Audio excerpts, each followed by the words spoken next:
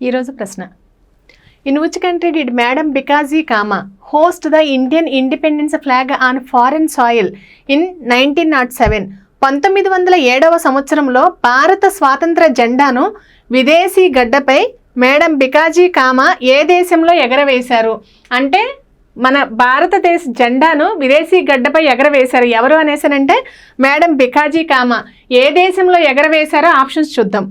జర్మనీలోని Stuttgart, ఇంగ్లాండ్లోని London, అమెరికాలోని New York, ఫ్రాన్స్లోని ప్యారిస్. కరెక్ట్ ఆన్సర్ ఇస్ జర్మనీలోని స్టట్గార్డ్లో మేడం బికాజీ కామా 1907వ సంవత్సరంలో మన దేశ జెండాను విదేశీ గడ్డపై ఎగరవేశారు. ఏదా విదేశము అనేసరంటే జర్మనీలోని స్టట్గార్డ్లో ఎగరవేశారు. 1907వ సంవత్సరంలో జర్మనీలో జరిగినటువంటి అంతర్జాతీయ సోషలిస్ట్ కాంగ్రెస్ సమావేశంలో మన దేశానికి చెందినటువంటి జెండాను మేడం బికాజీ కామా ఇక్కడ ఎగరవేశారు. ఇక్కడ ఎగరవేసినటువంటి జెండాను ఆమెతో పాటు విడి సావర్కర్ వీళ్ళిద్దరూ కలిసి తయారు చేశారనమాట ఈ జెండాను. ఈ జెండా కొన్ని ప్రత్యేకతలను కలిగి ఉంది.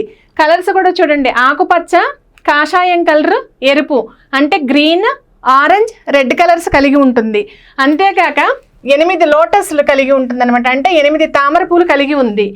వందే మాతర్ నినాదం కూడా ఈ జెండా మీద కలిగి ఉంది. ఇలా సూర్యవంక, చంద్రవంక ఈ రెండు కూడా కలిగి ఉందనమాట. అంటే ఇన్ని ప్రత్యేకతలు కలిగినటువంటి మన దేశ జెండాను జర్మనీలో అంటే మొట్టమొదటిసారిగా విదేశీ గడ్డపై ఈమె ఎగరవేశారు. ఈమె మన భారత స్వాతంత్ర ఉద్యమంలో ఒక ప్రముఖ పాత్ర పోషించినటువంటి నాయకురాలు.